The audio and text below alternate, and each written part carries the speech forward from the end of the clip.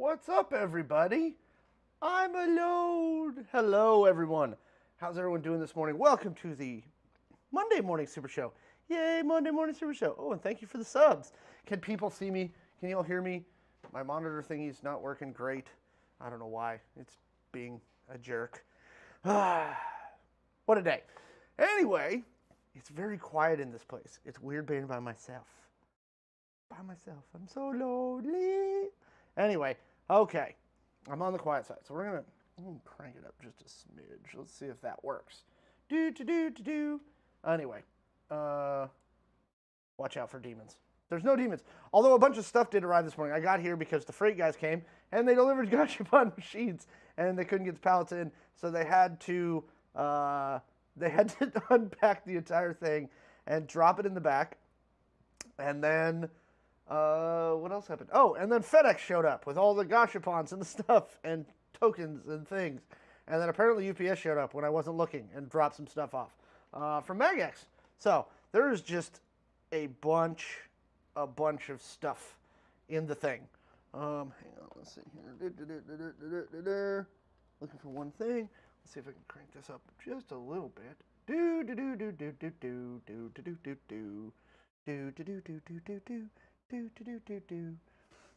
We're gonna fiddle with some sound stuff really quick. I want to go to the volume mixer. Yay! Yeah. So the things are in now. We're gonna try and do some stuff. Just some sound. Bring it up just a smidge. Maybe that'll help. Nope, probably not. If I bring this closer to me. Yeah. Oh, there we go. That's what I had to do. I had to bring it closer to my face. See if that works. All right. Yeah. Do. All right. So, chat. If you have any chat topics, go ahead and toss them in the chat. We'll talk about those in a little bit. We're going to talk about all kinds of fun stuff. Yeah, for sure. Oh, wait. It's 2. That's why. I'm on the wrong one. Do. Okay, there it goes.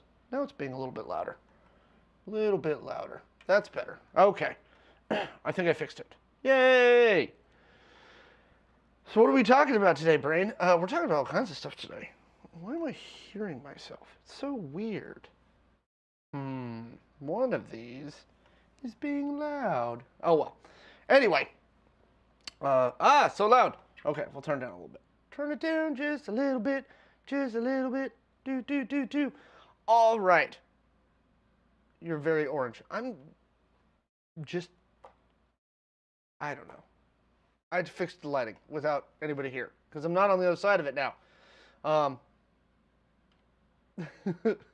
Very orange. All right, let's pull up our freaking topics today. Bring that over there. Sun. Yes, that is something that I do. I go out in the sun. I do like the sun. I love summer. It's a thing for me. All right. So, our first topic today, we're finally getting the real problems with the SAG-AFTRA strike. There is just a crap ton of stuff that has been delayed, pushed out indefinitely. The new Ghostbusters Afterlife sequel was supposed to be out later this year. It was supposed to be out in December. It's moving to March of next year. Karate Kid's being moved from middle of next year to end of next year. Spider-Man Across the Spider-Verse has been delayed indefinitely. It's indefinite. We don't know when it's coming back. Yeah. Andor Season 2 is on pause. Mortal Kombat 2 is on pause. Deadpool 3 obviously is toast. Everything, and I mean everything, has been pushed. Venom 3 has been pushed from July to October of next year. It's finally hitting, right? This was the inevitable consequence. And the messed up part is they're not even that far into this strike. They haven't even made it that far, and they're still, and it's already messing them up. And I think that this is, if this doesn't push the AMPTP to get back to the table, like quick, fast, in a hurry, I don't know what's going to. Yes, somebody in the chat saying that the big networks are posting AI job with lots of pay. The one that you're specifically that's been kind of floating around is Netflix. Netflix posted a $900,000 a year AI position. What's interesting is in the initial job posting, they said it was to help create content. And then after that broke last week, that line of the job description has been quietly deleted. It's definitely something that studios are working on. Again, and we kind of talked about this last week. You got a lot of MBAs who probably don't really understand the technology, who are sitting here like telling them what they think the technology can do. And quite frankly, I just don't think it's there yet.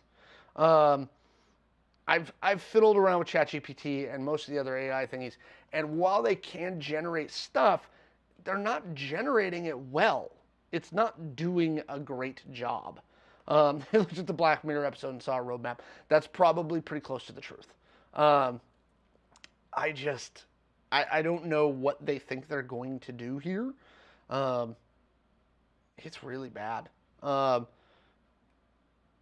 There are a few films that are going. Any studio, so like A24 has done this.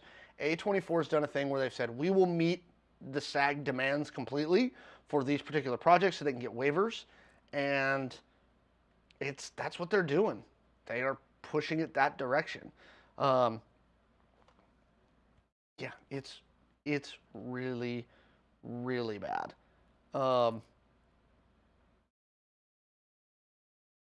It's just they're playing it, and right now both sides are playing the PR game, and quite frankly, I think the studios are losing. The success of Barbie and Oppenheimer is not helping their case. It's actually doing the opposite. It's showing that people are still going to see the movies. They want original stuff. That's what they really want to see. And it's not that the movie-going audience is tired of movies. It's that they're tired of crap. If you put something solid out there, that's going to do it. Studios don't have writers to do PR on the shows. And that's the other issue, is that a lot of the reasons some of these are probably being pushed, and I'm kind of waiting to hear that the Marvels is being pushed too, is because the actors can't do press junkets. They can't do press junkets, they can't do promo. And also, with the writers on strike, like one of their big pieces of marketing, and you'll see this all the time, is they send the actors and the directors over to the late night shows like Colbert and Fallon and Kimmel, and they really push them to the late night shows to draw hype for the new episodes. Can't do it right now because those shows aren't even filming because all their people are on the writer's strike. And so they've lost one of their primary ways to promote to normies, right? To people outside of, that aren't chronically online, that aren't chronically in the thing, and outside the press. It's a huge, huge problem for them. And again, it's not just the actors, it's the writers. I don't know how long this is going to last. I don't think that the studios can make it to the end of the year. Yeah, I don't think the studios can make it to the end of the year. So we're gonna keep watching this and find out. But yeah, I really don't see where they're gonna go with this. I did see the Loki season 2 trailer. The Loki season 2 trailer looks really, really good. I for one really loved Loki season 1. It was, I thought, a really, really fun show that I had a blast with. And I absolutely adore Owen Wilson. And I thought having Owen Wilson in that show, his casting was just perfect. I'm really looking forward to Loki season 2. I think it looks like it's going to be good. I don't know what Disney's going to do about the Jonathan Majors situation. It's a problem for them. It's a huge, huge problem for them because it still hasn't been settled as far as what they're actually doing.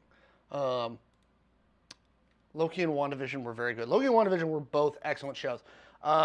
Secret Invasion, I watched most of, and then caught the tail end of it. The problem with Secret Invasion is it started really, really strong. It started really, really good, and then it landed with a thud. There is something about a couple of these shows. Falcon and the Winter Soldier kind of had this problem too, where They start out really solid. They've got really solid concepts. They're really good shows to to to spark it out with, and they just cannot stick the landing with these Marvel shows. They really, really can't. Iger was talking about the fact that they've kind of diluted the brand. And that's, Ishtal's in the chat saying, I can't keep up with all the Marvel stuff anymore. And that's exactly what Iger's talking about. They pumped out so much content so fast, right? You had Loki, WandaVision, Hawkeye, Falcon and the Winter Soldier, Miss Marvel, She-Hulk, Moon Knight, and now Secret Invasion. That's 8 shows in like 2.5 years. And that's just and I'm probably missing one in there somewhere. And it's just a crap ton of content. And most of it hasn't really hit. It's not, really good. They undermine a lot of emotional stuff in the movies. Yeah, I think Feige had an idea about where he wanted to go after Phase 4, right? About, the aftermath of Thanos. And there's something about it. I just don't think they've stuck the landing. They just can't seem to wrap their heads around what they're doing. It's really, really bad. Really, really bad. I'm trying to think. I know they're pushing Miss Marvel to ABC. That's the first Disney Plus show that's actually going to go to network. They're going to do a 2-night event thingy where they do all 6 episodes over 2 nights. And Miss Marvel was great. I really enjoyed it. If you ever watched Miss Marvel, I highly recommend that one. And that's another one that with Miss Marvel, you don't need to have followed a bunch of the other shows in order to kind of have an idea of what they were going for. I think it worked out really, really well. All right. Now we're going to move into the meat of it. And this is the one that I think is going to work everybody off. So this morning I saw about 3 articles. Doing weird stuff, Miss Marvel. Yeah, they killed her off and now they're bringing her back. I have no idea what they're doing there. Yeah, you almost need a guide to watch them in order. Okay. So, yeah. Here we go. Because this is the one that, honestly, I've been kind of waiting for. And now they're basically confirming it. Hasbro has said that they are now going to start using AI with their tabletop stuff. Their plan is to partner with a company called Explored to allow the company to deliver innovative gameplay to our players and fans, limitless digital expansions to physical games, seamless onboarding, and powerful AI-driven game mechanics. There it is. This is the same company that is building a lot of their virtual tabletop stuff for D&D Beyond. Yeah, there it is. Right there. In spite of the fact that we covered last week that the Dungeon Masters Guild and Drive-Thru RPG, which are owned by One Bookshelf in partnership with Wizards, they do the DMs Guild, has banned completely AI-driven fan content. What they are doing now is developing AI for stuff. Here's a couple quotes from the article. It's a lot of PR techie speak, right? We plan to use AI and other software capabilities to create dynamic experiences that instantly react to player decisions and rules resolution without the complexity of lengthy instructions. Yeah, this is where it's gonna go. We feel applications of new technology will allow us to both enrich our current portfolio of games and expand our horizon to entirely new games. Yeah, they're going to have AI DMs. Yep, that's what they're doing. I give it 2-3 more years, and you're going to have AI DMs. This has been covered a whole crap ton. D&D has a DM problem, right? 5th edition has a shortage of DMs. They've talked about it a whole bunch. This has been covered 6 ways from Sunday by a bunch of different outlets. And there's a lot of reasons for the DM shortage, and we've talked about this a bunch of times. Go check out the YouTube channel for those. Yeah, this is their solution. And somebody in the chat's asking, they're probably going to charge the privilege. They absolutely will. I think that they will start with AI reactions on the virtual tabletop from enemies, where the enemies will be programmed using basic AI scripts to react to what the players are going to do in the virtual tabletop system. And then they will do that. Don't let the AI see the internet vomit fantasy hate speech. Yeah, that's probably true. I'm not sure how they're going to do it. It'll probably be a walled-off AI. But this is the future of what they're trying to aim for. I really still believe that it's going to push D&D into almost an entirely separate hobby. I'm not sure you're going to see... I'm not sure you're going to see D&D in the same category as other tabletop RPGs anymore. And as to what that does to the hobby overall, I'm not sure. I'm sure this is going to, again, with a lot of...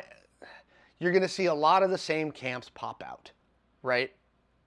And you're going to see a lot of the same groups where it's like, well, congratulations, D&D, you've now made it not a tabletop RPG anymore. And then there's going to be the people who are, are always going to apologize for anything that Wizards does. That's where it's going to go. It'll be $4.99 to start and then $14.99 to get the ad-free version. Probably. Something along those lines. Games Workshop's doing something very similar right now. So they came out with their new Battleforge for the new 10th edition Warhammer, and it works really, really well. And what they did was they were like, here you go, it's free for now. For now. It is free. And I think it's the end of August they start the monetization. Now, they're doing a pretty good job of it where it's not expensive. It's going to give you everything you want plus a bunch of other stuff. And again, I've long been in the camp of I think that Games Workshop and Wizard and Warhammer 40K, because it has the miniature aspect to it, because they're not trying to take that away, I think that digitizing the codexes and all the data cards and everything else like that really, really works. But for D&D, I'm not really sure. You sit at the bar and buy a nice cold glass of Pepsi. I don't think it's going to be that simple. I think it's going to be internal ads. It's going to be, hey, buy this dice skin, which I know they already have in D&D Beyond. Which, when I first heard about dice skins in D&D Beyond, I was beyond, sad. I was just like, oh my god, why? Right now in our live chat, they're coming up with different ways for them to monetize this stuff. The Bag of Holding, sponsored by Mountain Dew. Wouldn't shock me. Again, they're not wrong in that D&D is heavily under-monetized. As far as what that means for the future of Dungeons & Dragons, I honestly can't say. But it does not shock me that they are going to move toward the AI thingy. The funny thing is I think a lot of the reasons for the DM shortage, is a lack of understanding rules, a lack of confidence in their knowledge of the game, right? I was talking to somebody the other day, and they were like, I don't know how to make a 5th edition character, and if it wasn't for D&D Beyond, I couldn't effectively make a character. I think this is just the direction that they're heading, is, hey, we're going to make it as easy. And again, there's an argument to be made for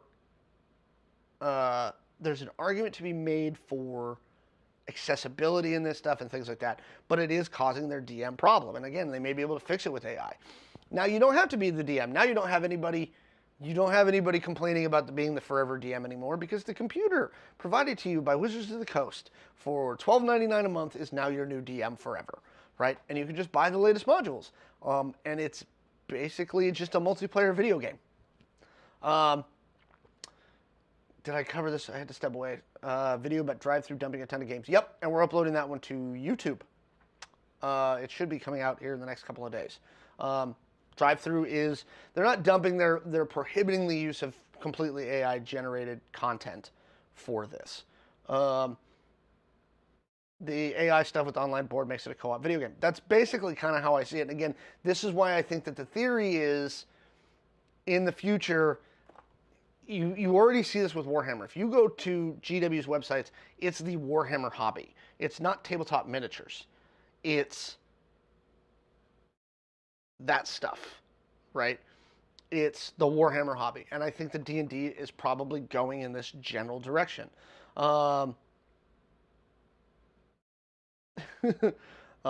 People are now comparing the AI app to the Baldur's Gate baromancing option in the system. Again, to me, it doesn't feel like RPGs anymore. Again, I think they're going to work. I think they're going to work up toward the AI DM thingy. I think what you're going to see is AI-driven stuff for the virtual tabletop, where it'll make it really easy for the DM to just go, take suggested action, take suggested action, take suggested action. And it just is going to move all the little dudes for you, right? It's going to move all your enemies for you. It's going to roll their dice for you. It's going to tell you what the outcome of it is. And it also is...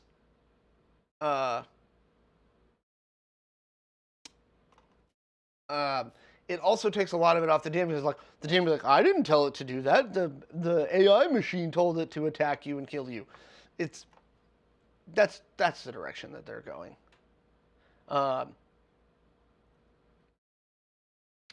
The more that D&D goes that way, the more indie game devs will sell to people that want a tabletop experience. Probably. I just don't know how. If you think of D&D as leaving the tabletop RPG space, I don't know how big the tabletop RPG space stays, right? I don't know what percentage of the current tabletop RPG market, air quotes, moves wherever D&D goes, right? And so if D&D ends up becoming this weird multiplayer co-op video game tabletop amalgam, I don't know what's going to happen.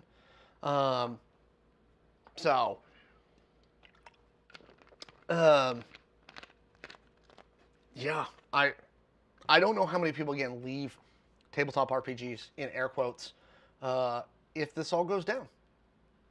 Because that's the direction that it's going. A lot of people in the chat are thinking that the entertainment tabletop space will fade. It might. And that's my big concern. To answer a couple chats, we started this channel, 9 months ago? Yeah, 9 months ago. And if you go to Gamers, in fact, I think if I just do this, it will send you there. And so if you go to that website right there that I just put into the Twitch chat, you can find everything that we're on. We're on YouTube. We're on Twitch. We're on X. By the way, there are people who live in the apartments across the street from X's headquarters that are supremely upset about that new logo. And oh my God, I think the state of California is going to sue him soon. It's really bad. I've been futzing more with threads. D&D created this space, and homebrews and spinoffs are because of D&D. Yes-ish. Yes-ish. What games do we play and stream? It depends. We've done Jedi Survivor. We've done some stuff. If there's stuff you guys want to see, drop them into the comments and let us know what you want to look. Please get off Twitter. Don't support that asshole. I'm going to stay because I love the chaos of it. It amuses me. It's great. It's superb watching this whole thing just go bonkers.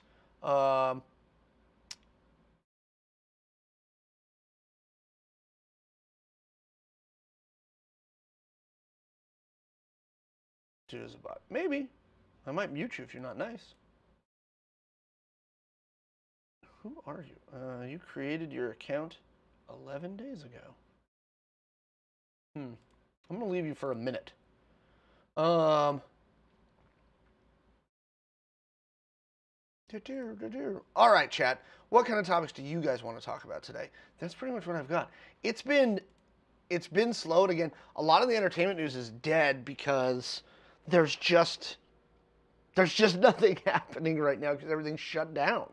So yeah, throw some stuff up into our thing. Throw some chat stuff in. So if there's anything you guys want to talk about, let me know what you guys are talking about today. To everybody hanging out in the chat, I really appreciate you. I see a bunch of you who I recognize, and you are all wonderful people. Strikes and lawsuits have killed a lot of momentum. Yes, I'm honestly still waiting for the Lorcana lawsuit. I have not seen any rulings. We are 17 days away from the release of Lorcana, and I'm not sure that Lorcana is going to do that. What do I think of Sony dropping the price of the PS5? Next gen's around the corner come December. Ooh, that's actually an interesting question. I was going to cover part of this. Hang on a second. Okay, so let's talk about this. What do we think about Sony dropping the price of the PS5? So first off, some of the PS5s have dropped down, but the scalpers have hit again because PlayStation just released the new Spider-Man 2 like custom PlayStation with the covers and the cool stuff for the new Spider-Man game, and they're gone. They're freaking gone. The scalpers are pushing them over to eBay. Like you can just buy the cover, and it's going for like 3 times retail.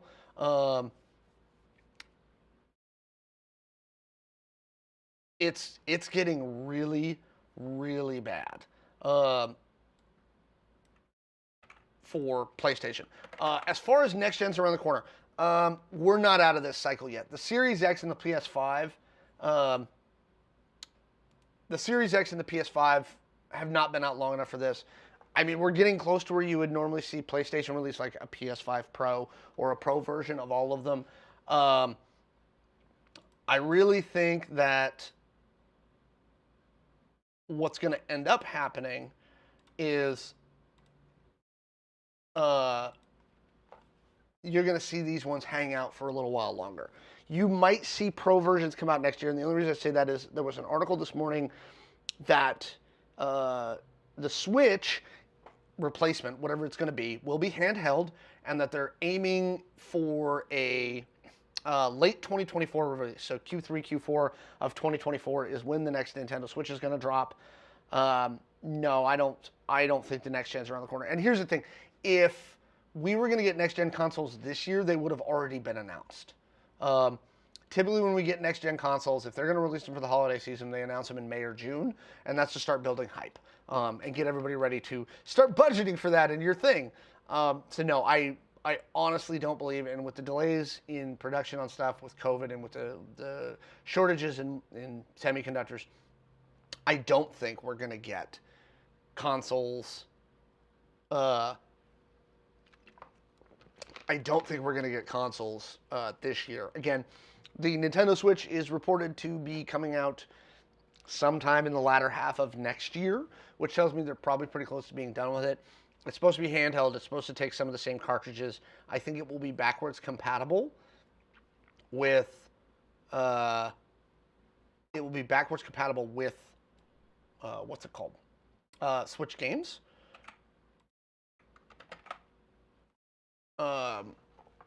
So I'm excited to see, and the Switch is really, really due for a refresh. The Switch has been out too long to not have been replaced by now. So, no, I don't think we're going to get consoles this year. Okay, what's the word on getting more Pathfinder books? I actually think I just got some in. Come into the store, I think we just got some stuff. I know Pathfinder's behind the core on printing. I know actually one of the other things that Wizards was talking about is apparently with the revised edition, they're not going to be able, they can't find a printer who can do all of them at once. And so we're waiting to hear about when those are going to release. So it looks like they're, as opposed to releasing all 3 of the new core books at once, it looks like they're going to stagger them out over next year. I'm expecting to hear something about that shortly. Am I going to get guest personalities on? Actually, as a matter of fact, yes. Wednesday, in fact, I will be joined on the stream by Brandon Victor, who is our awesome trivia master when we do trivia every other Thursday. Yeah, so yeah, Brandon Victor will be joining me on the stream. Many of you will recognize him from the thing, but he's going to join me on Wednesday, and so we'll have some fun. We'll have some fun stuff there. I am going to suspend the stream for tomorrow because I've got stuff I got to get done around Destor, namely the Gashapon people. I don't know if we're going to do it. Maybe we'll do a trivia segment. That would be a lot of fun. We'll do a trivia segment. All right. Thoughts on Square Enix bringing Final Fantasy XIV to the Xbox and talking about releasing more titles on Xbox? If I knew how to get a hold of Mike Pondsmith, I would. I've actually met Mike one time here locally. If I knew how to contact him, I absolutely would. But I don't know how to get a hold of him. And so it's weird to just try and tag people on Twitter or X or whatever. You know what? I'm not calling it X. I'm sorry. It's fucking Twitter. Okay, just stop it. Just stop it. But yeah, I would absolutely talk to Mike about the history of that stuff. Square Enix bringing Final Fantasy XIV to the Xbox and talking about releasing more titles on the Xbox. It's a good idea for them. I mean, for Square specifically, the more consoles you are on, the better off you are. Like, you want the widest install base for everything. This is why a lot of those video game companies, like, the way that they sell exclusives, the way that the console makers sell exclusives is, look at our install base. It's so big. You know, give us an exclusive. That's the way to do it. Now, and it's getting easier to port over because the systems on the back end are a little easier, is my understanding. They're a little closer to being each other. So it's that. Yeah, it just switched to X on my iPhone like 2 days ago. It pushed that update. It was still Twitter. Although, depending on which menu you're in, so when I'm in the outer menu for my stuff, it still shows as Twitter. When you click in, it shows as X. Yeah, I'm super glad I don't live across from that crazy sign. It's bonkers. Nobody likes it. And again, there may be some permitting issues with that sign because of the brightness of the strobe that he put in there. I've seen the video of it. It looks absolutely insane. And apparently there are people who live across the street who, again, are not very happy about this situation. And I don't blame them. I really don't. I don't understand why you would give...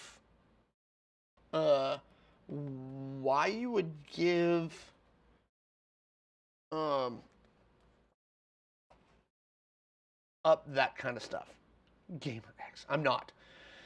Because I'm not a hopeless Gen Xer who's still trying to get noticed by society. There was a good TikTok trend going around for a little while where they're like, who let Gen X off the hook? And then Gen X got all offended. And I was like, shut up. As an Xennial, as somebody who straddles both generations, shut up. Right? No, Gen X, we shouldn't be letting you off the hook. Sorry. Right? You had the opportunity to stem the tide of the horrible things that are happening, and instead you sat in the closet and didn't do anything and didn't vote and didn't do any of that stuff. So sorry, Gen X, you don't get let off the hook. All right. Anybody got any other chat topics? It's hard talking to yourself sometimes. I miss people, but fortunately we will have Brandon on Wednesday, and that will be a lot of fun. Get a huge GX sign that strobes. Heaven PNW. Yeah, that's nice. You have captured the 1992-ness of it like more than anybody else could have, right? You know, we are elite hacksaws. It's hilarious. That would be funny. Somebody's oohing in the chat. So, see, it's so much harder without humans. Actually, this one's fun. You should check these out at GameSpot. One of the projects that I am looking forward to that we are not going to get because, again, everybody's on strike right now. But the stuff, that that's all canceled right now because of SAG-AFTRA. Some new set photos from the new Fallout TV show, which I truthfully had forgotten I truthfully had forgotten was actually coming out. Jonathan Nolan is the producer on this, and a lot of the some set photos for the Fallout television show have leaked. It's got the guy from what's it called? The one that was filmed in North Bend, Brain Hurt. What's his name? Kyle MacLachlan and Walter Goggins are both going to be in the show, and I am super, super hyped for the Fallout TV show. I'm really, really looking forward to this because there's just so much that you could do with a Fallout TV show, right? There is so much bonkers back-end lore behind all the different vaults, the experiments that Vault-Tec did using their vaults, all this stuff. Just, it looks really, really fun, and I am super hyped for it. I am also, speaking of video game television shows, super hyped for the Twisted Metal show. This one has kind of fallen off the radar, and I am wondering if it's because Twisted Metal as a franchise, as a video game franchise, is just old enough where it's not grabbing a lot of attention. But I absolutely am looking forward to this. It's got Anthony Mackie, Will Arnett, Nev Campbell, Thomas Hayden Church. Like, this looks hilarious. I want to see the Twisted Metal show so bad. I loved that video game so much. And again, it's got so many bonkers personalities in it that I think it's going to be and the bonkers lore of the back end and the various sweet tooth, like, people who come along there. I really think that this is going to be a really good show.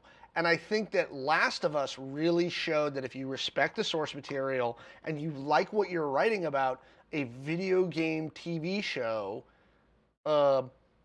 is really, really solid. I'm really looking forward to the concept of this. I'm looking forward to a Fallout TV show. Because you also don't have to go crazy with the budget. You can do a lot with a little because you don't have to bring Deathclaws in every episode. You can have Raiders, and those costumes are cheap. Just have bonkers people running around with pipe pistols. And Twisted Metal, again, you can do this in a way that could be really, really interesting. And again, Twisted Metal has kind of flown under the radar. Fallout, the TV show, has fallen under the radar. And I'm sure part of that is that everything stopped production, but I'm also like, did we forget about this? Let's do it. I want more video game TV shows. It really looks like it's going to be really, really good. And I love Anthony Mackie. I think he's going to be great. Thomas Hayden Church, gosh, it's a stacked cast. They've got a really, really good team of people to do this. Will Arnett is Sweet Tooth, too. I mean, that's going to be absolutely silly. Absolutely silly. Somebody in the chat mentioned getting Peacock because of this, and yes, this might actually make me buy Peacock. It really, really might. I really am looking forward to these. Yeah, video game TV shows is definitely the way that we need to go. Yes, I did see that they're doing a Game Stonks movie. It's called Dumb Money Stars Seth Rogen, Pete Davidson, Sebastian Stan. Yeah, and it's got very much the Big Short vibe to me. That's what it seems like. It's what it reminds me of a lot of is the Big Short, and I will probably watch the Game Stonks one. It was great. Someone else bought something else. Oh, actually, I do want to talk about that. But I'm going to come back to that in a minute. I want to be able to watch every show on one app. I don't need them available 24/7, but I want to be able to rent shows on, like, Amazon or something. The closest you're going to get to that is Apple TV. What you're talking about really is Apple TV. If you want one system that just is going to have all your stuff on it, and you don't want to pay a subscription, and you want to just buy a la carte or rent a la carte, what you're talking about is Apple TV. Apple TV is really kind of the way to go there.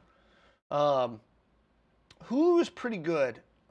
for having a lot of stuff. And I think that part of that is due to the ownership rights and things like that. You get a lot out of Hulu. Hulu is one of the ones that I have currently. Did I see they want to make a Mattel Cinematic Universe? Of course they do. Of course they do. Look what they do with the Transformers movie, right? G.I. Joe, right? They dumped G.I. Joe in the end of the Transformers movie because crossovers and cinematic universes is what they've been trained. The thing is, again, these movie studios are trained to follow trends, and those are determined by the audience and what they're paying for. And for the last 15 years, until just after COVID, the audience has paid the most money for cinematic universes. They have really been like, nope, that's where we're going to go actually see the movies. And they completely miss why Barbie is doing well. Partially. We're going to get another Dark Universe. Dark Universe died before it was even alive. I actually thought the Dark Universe idea was really, really cool. But you've really got to try. The thing that everybody misses about Marvel, right?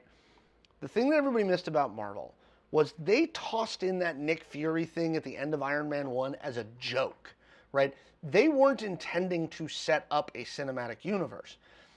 But what they did was they threw it in there just as kind of a fun Easter egg, right? And then what happened was when Iron Man 1 was such a hit, they were like, oh, we can do something with this. But they made every film a good entry point to the series. They were all still standalone enough, and they still were just very gradually kind of pushing everything together toward the Avengers. And that's why it worked. That's absolutely why it worked. Is because they didn't intend to, because they weren't trying too hard. And that really goes to show you. I mean, it's don't be a tryhard. That's really what you got to get going. Yeah. Okay, so with Evo right around the corner and with Saudis accepting Japanese esports culture, what do you think is needed to bring esports as an officially accepted in high school as a way to varsity and letter? It's the same thing that we've talked about on the show many, many times as far as esports goes. The issue with esports right now is there is not a consolidated organization that's here to regulate, manage, and deal with esports as a sport. And that's because nobody really knows how exactly to structure it, and the revenue lines are going to be wavy. You need to find a way to build a business plan that everybody's going to understand and that big capital is willing to get behind. And that's the biggest issue that we've had. You're not going to get big capital because, I mean, you're talking about a minimum investment in the tens of millions of dollars just to get this off the ground. And then conversely, you also need a team in place for there to be, they have to understand both video games and the esports and the FGC and all these cultures that exist separately, right? Bringing them together and then turn around and also have a business mind, right?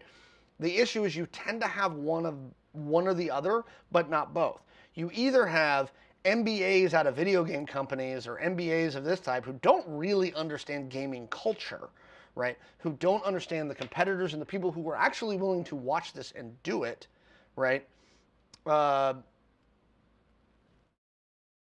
Or you have kids who are taking $1 million from G Fuel, buying a Lamborghini, renting hype houses and acting like everything's fine. And they just burn cash. And that's the two types of people who are in this kind of thing. It does not surprise, somebody in my chat is bringing up that Saudi Arabia is investing in esports. And I did $38 billion that they're going to dump into this. First off, this fits their current strategy, right? And go Google sports washing, right? This is kind of a thing, right? They're doing it with the PGA. They're pumping money into other stuff for a few different reasons, right? One of which is oil is not going to be there forever, right? Oil's just not going to be there forever, and they want to diversify their portfolios. And B, um, they're trying to kind of gloss over some of the things that do not give them great PR. That's just kind of a thing that's doing it. They're investing $38 billion into esports, but the problem is nobody knows where that money is going, right? I don't know who they're investing in, right? Again, what does that mean, right? If you say you're investing in a social media platform, if you're investing in a new financial platform, if you're investing in these things, it's very understandable what it is. And you can, I mean, again, you can light money on fire. By the way, if you'd like to light some money on fire, I will take your money and use it to build a cool Gamers Heaven. And again, this is something that I would love to do. It's a thing that we've pushed really hard to do. And the thing that we have learned about the esports industry, about this kind of thing is, it is not as simple as just dumping cash into it. You have to have a really strong, solid strategy right out of the gate. Because if you don't, with the audience and with the actual communities that participate in these games, you're going to burn a lot of goodwill. You will burn political capital. You will burn social capital really, really fast, and they will never, ever, ever, ever trust you again. And once you've burned it, it's gone. You're just not going to have it.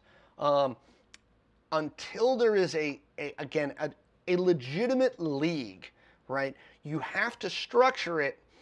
Again, when we've talked about it, and again, we've talked about this a lot, it's something that we want to do. When you're talking about it, you're looking at a cross between how MLB, Major League Baseball, and the NFL is structured. It's a mix of those two, right? You use the MLB's model for developmental leagues, going all the way from the junior high school level all the way through the pros, combined with how the NFL structures its businesses and how they structure the teams. That's probably the closest model you're going to get.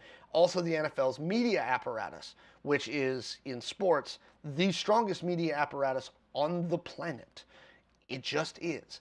And the fact that, and this is the other thing too, is the NBAs aren't connecting those dots, right? And the esports people who aren't business-minded don't have the background and the stuff to do that. Most critical talked about it, the teams lose lots and lots of money. It's because they burn cash. And again, that's because they're investing in teams, right? These guys you don't want to invest in the teams. You need to invest in a league structure, right? A system that is going to build this out the way that it's supposed to be built out. And until somebody figures that out, it is always going to be one of those sidelong things. You have to bring it into a level of structure and acceptance where a kid can go to his mom and go, I want to be a professional esports player, and have mom and dad not laugh at them, okay? Because if your 12-year-old comes to you and says, if your 12-year-old says, I want to be a professional baseball player, they don't laugh about it, right? It's considered a real job, okay? You have to get esports to that. And again, the way that you do that is a structure between the MLB and the NFL, where you have developmental leagues, you have opens, you have all this stuff to build up a structure where there is a path, a clear path to reaching a pro level of esports, right? That kind of stuff. As far as them dumping the Saudi Arabian government dumping, or their investment fund dumping $38 billion in, they might be lighting their cash on fire, and it wouldn't shock me. That wouldn't surprise me at all. Everybody else who's tried to invest in this up to this point, this is the other difficulty, is because so many of the people who have invested in these things have seen their cash just lit on fire by 12-year-olds who aren't running a business, you run into problems. That's just what happens. So take that for what it's worth. Again, I would love to see it done. We've talked about this a lot. We really want to do it. And if you happen to know anybody, send them our way. Well, again, we know what the structure's got to work on. So, all right, Necron, nice. Thank you for the comment very much. If you need manual labor tomorrow, this is going to be manual labor. It's going to be, I need my brain. Anyway, we'll have gachapon machines tomorrow. It will be fun. Somebody just did a thing.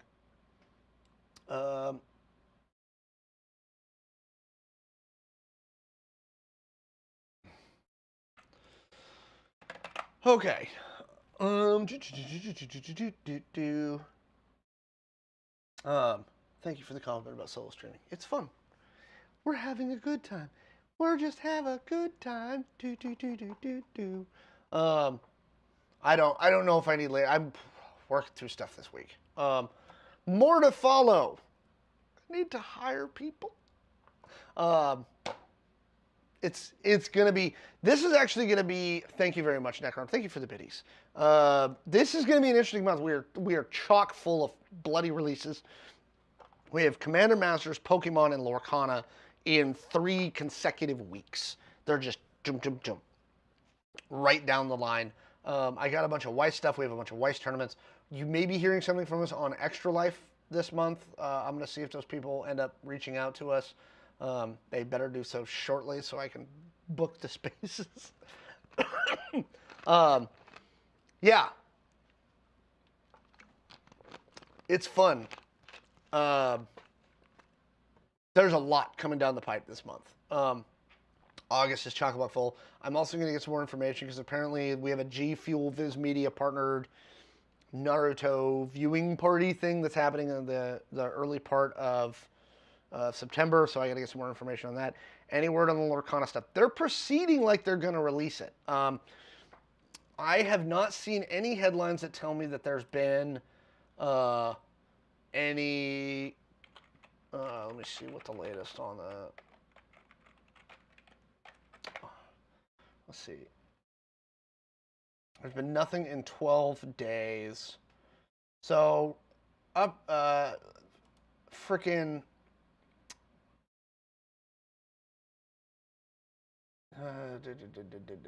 they filed... So, Ravensburger filed a motion to dismiss in California court saying it was the improper venue, right?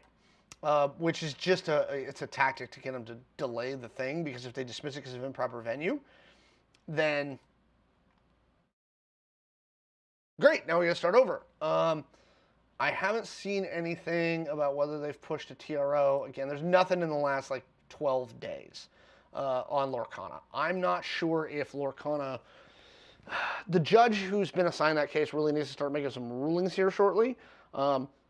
Sadly, they are not worried about us or, other FLGSs and things like that who are waiting to find out what the heck is happening with Lorcana. I don't know. I honestly don't know. We're talking about a bunch of stuff. Chris, if there's anything you'd like to talk about, dump it in the chat there. Hang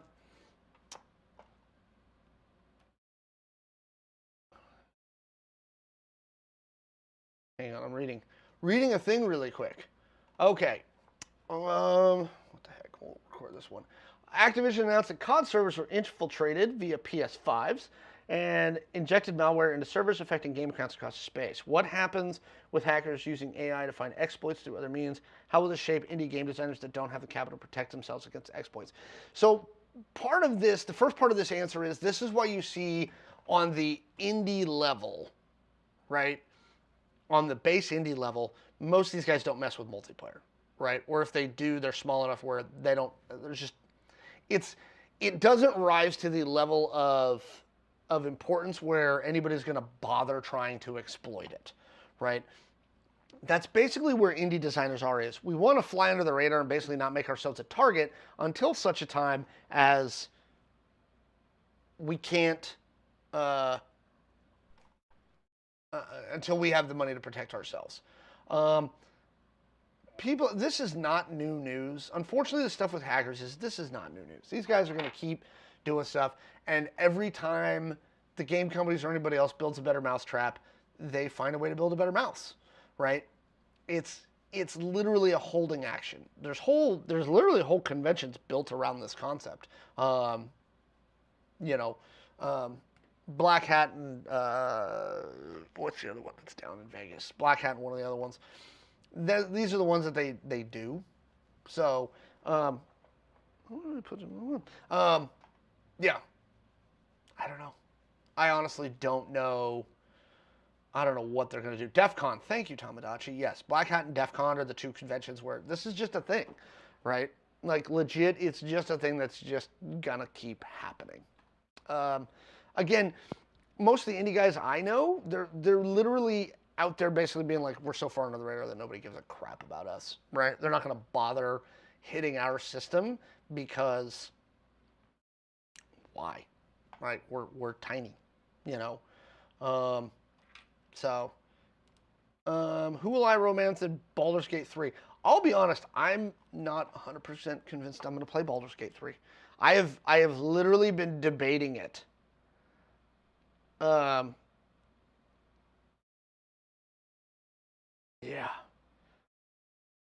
Other than high-tech theft, what's the point of hackers? I mean, part of it is they just enjoy what they do. It's same people who tag buildings and do other petty stuff. Like, sometimes it's just fun. Yeah, I'm not sure I'm going to play Baldur's Gate 3. I really... The problem is that if I download Baldur's Gate 3, I've got to put 25 to 30, 40, 50 hours into it minimum, right? For me to get any level of experience out of it, right? Like, that is the bare minimum to put into that game to bother with the experience, right? If I'm only going to play it for 2 hours, right? So I'm not...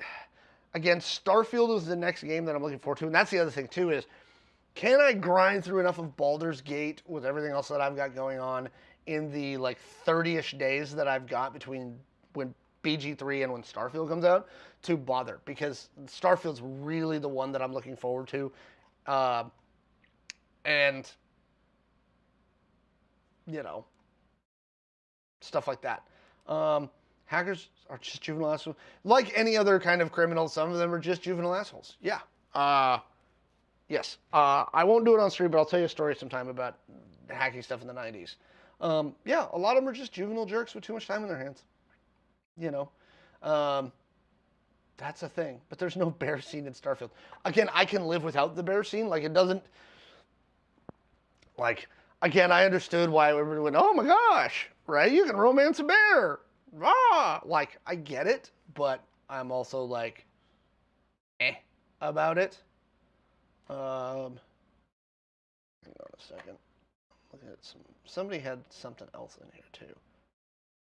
Who will have romance in Baldur's Gate 3? I'm not just gonna do it. Weekend events went well. It was a pretty fun weekend. It was a pretty fun weekend.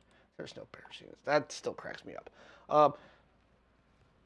Yeah, you can also romance a bear in real life. It just won't end well. And that's absolutely the truth. Yeah. Again, we talked about this. Go check out the YouTube channel. Check out the YouTube channel. I am still very meh about fantasy in general these days. I don't... and actually, we got a lot of comments on this video, which is the Baldur's Gate versus Starfield video we did. So if you don't remember that one, or if you missed it, go check that one out on our YouTube channel, which I just jumped in the chat there. Like, I'm having a hard time with fantasy these days. And again, with Baldur's Gate, they've put so much stuff into this game that I don't know. Like, do I have that thing? The achievements list is out. There's something like 50 some odd achievements in Baldur's Gate. Like, legit, there's like 50 some odd achievements. That's a lot. And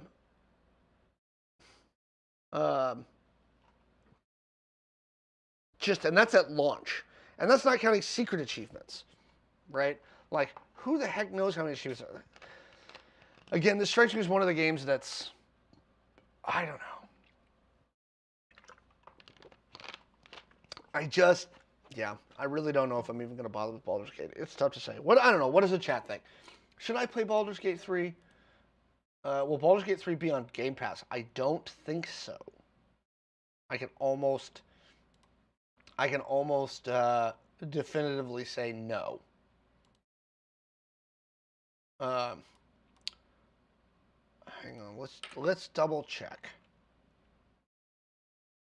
I played Baldur's Gate 1 way back in the day.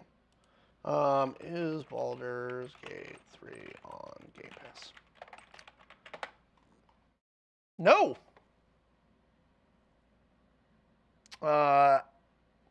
Most people think that it's based on the fact that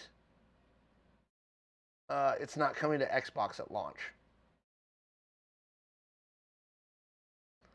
Nope, Baldur's Gate will not be added to Xbox Game Pass at launch. There could be numerous reasons for Larian and Microsoft not to do it.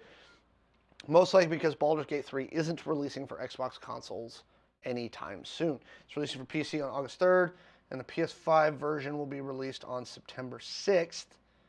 So, no, it's not on Game Pass. So, I played okay, then I'm playing Starfield. Yeah, I played Baldur's Gate 1 back in the day. It was neat. It's just not my shtick. It really isn't. If I have time kind of game. Yeah, it feels like one of those ones that I'll go back to. Oh, yeah, they added Giant Lights to the Giant Metal X monstrosity. That's what we were talking about earlier. Like, it is blinding, and a lot of people are very, very upset about it.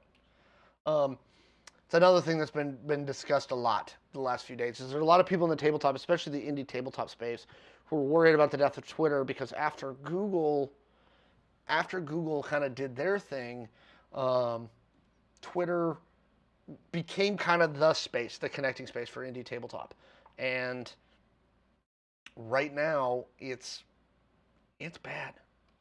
Like, people are very upset about it. Because it looks like Twitter's dying, and there's no really apparent replacement. Nobody knows where they're going to go, because Mastodon's kind of, right? It's like Reddit and Discord and Twitter had a baby, and you're not sure who the dad is. That's what Mastodon is. You're not really sure. Blue Sky, you still can't really get into. Like, you can't get into the game, into the system. And then Threads is still kind of developing as to what it's going to be, right? And I don't think anybody really knows what Threads is going to turn out to be. Social media managers, I would say social media managers are more hooked into Threads right now. If you look at Thread, like, that's all I see on Threads right now. Is there's been a big brand push to Threads. Not so much. Not so. I haven't had time to futz with Mastodon much, but yeah, no, like all the major sports teams, everybody else, they're on Threads already because they're just reposting. They're basically just repurposing everything to put it on Twitter onto Threads, and it makes it easier. Oh, tools. Yeah, they're again. It's meta, so I don't think it'll take them long to develop back-end social media management tools for Threads. I think that that's probably high on their list, and I'm sure they have dedicated a boatload of time and effort and money into building out that stuff, and I'm sure that it is probably top of their top of mind for them right now is getting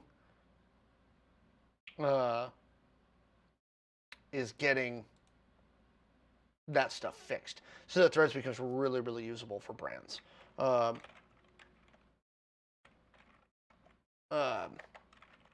think that's probably top of mind for Meta right now. So, but we'll see. I'm curious where it's going to end up going. Anyway, stupid strobing X message. Yeah, it's goofy. All right, guys, that's what we're going to call it for today because I have some stuff I got to go do, and it's this. Remember, no stream tomorrow. Come in there on Wednesday, and we're going to have Brandon Victor. It's going to be a lot of fun. Come hang out with us. We love you, and we will see you later.